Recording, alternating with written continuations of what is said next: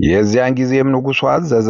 ዳንኤልንም አምጥተው በአንበሶች ጉድጓድ ጣሉት። ድንጋይም አምጥተው በጉድጓዱ አፍ ላይ ገጠሙት። በነጋውም ንጉሡ ማልዶ ተነሳ።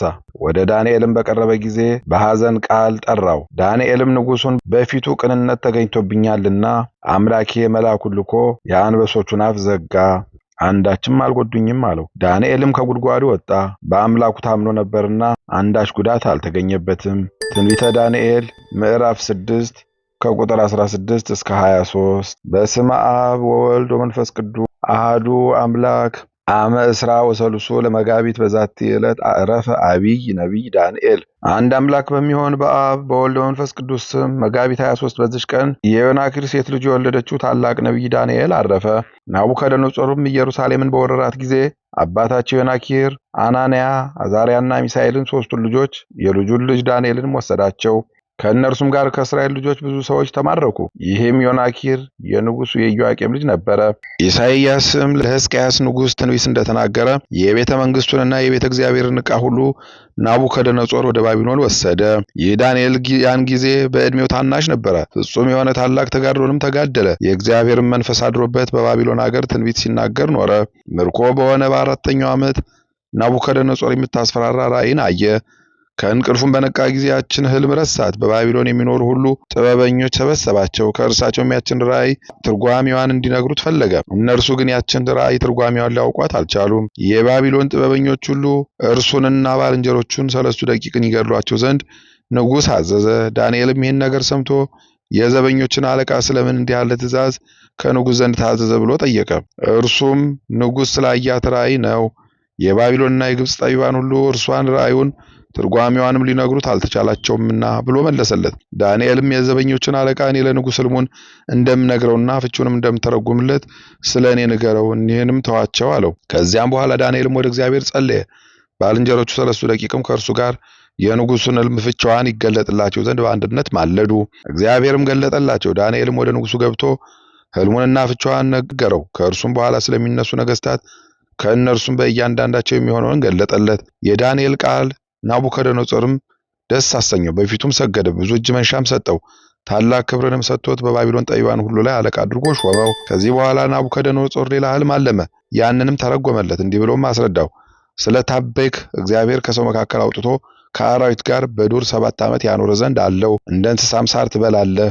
ከ7 ዓመትም በኋላ ወደ መንግስት ይመልሳል በማለት ተፈጸመበት። ናቡከደነጾር ከሞተ በኋላ መልአክ በግድግዳ ላይ የጻፋትን ለልጁ ለብልጣሶር ተረጎመለት። በቤተ እግዚአብሔር ዕቃ በጠጣ ጊዜ ጽሑፉን የተቆጠረ የተመጠነ የተመዘነ እንደሆነ ትርጓሜውም ዙፋኑንና መንግስቱን እግዚአብሔር ለሌላ የሰጠው መሆኑን ገለጠለት። እንዲህም አለው፣ ቢመዝንህ ጎደሎ ሆነ አገኘህ፣ መንግስትንም ለፋርስ አሳልፎ ሰጠ። ትንቢቱም ተፈጸመች።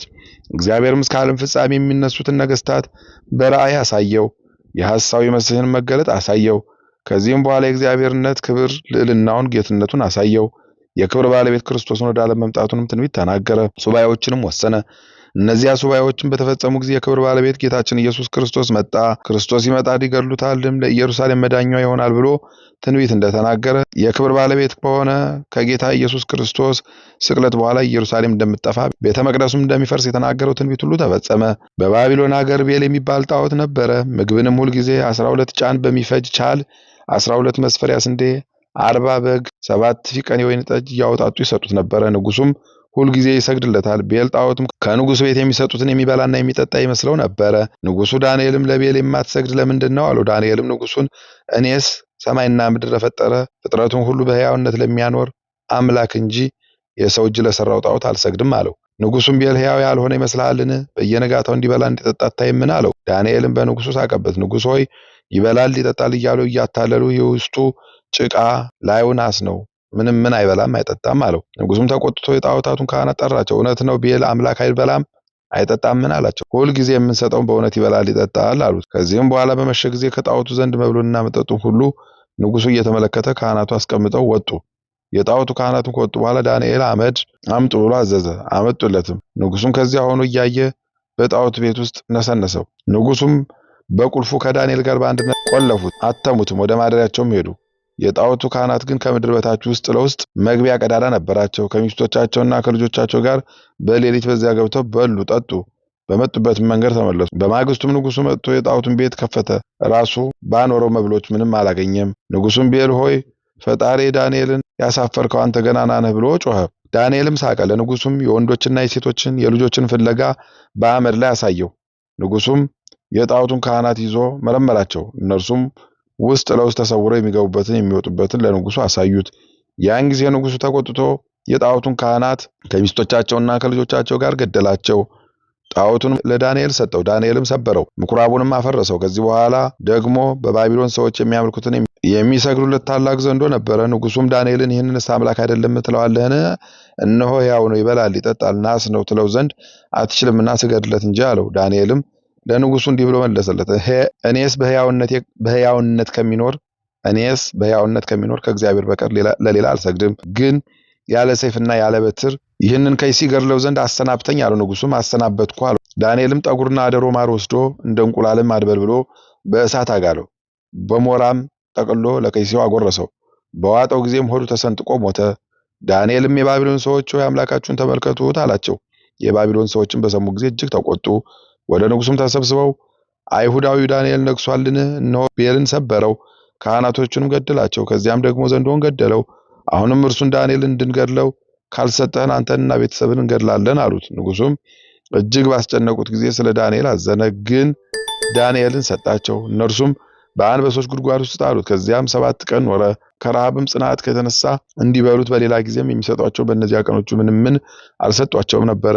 እግዚአብሔርም መልአኩን ወደ ዕንባቆም ላከው። እርሱም በኢየሩሳሌም ውስጥ ለአጫጆች ምሳ ተሸክሞ ሲሄድ በራሱ ጠጉሩ ተሸከመው፣ ወስዶም ዳንኤል ባለበት ጉድጓድ ውስጥ አኖረው። ዳንኤልም ተመግቦ እግዚአብሔርን አመሰገነው። በዕንባቆምም ቃል ተረጋጋ። በዚያችን ሰዓት እግዚአብሔር የላከው መልአክ ወደ ሀገሩ ወደ ኢየሩሳሌም መልሶ አደረሰው። በሰባተኛይቱም ቀን ስለ ዳንኤል እያለቀሰ ንጉሥ ወደ ጉድጓድ መጣ።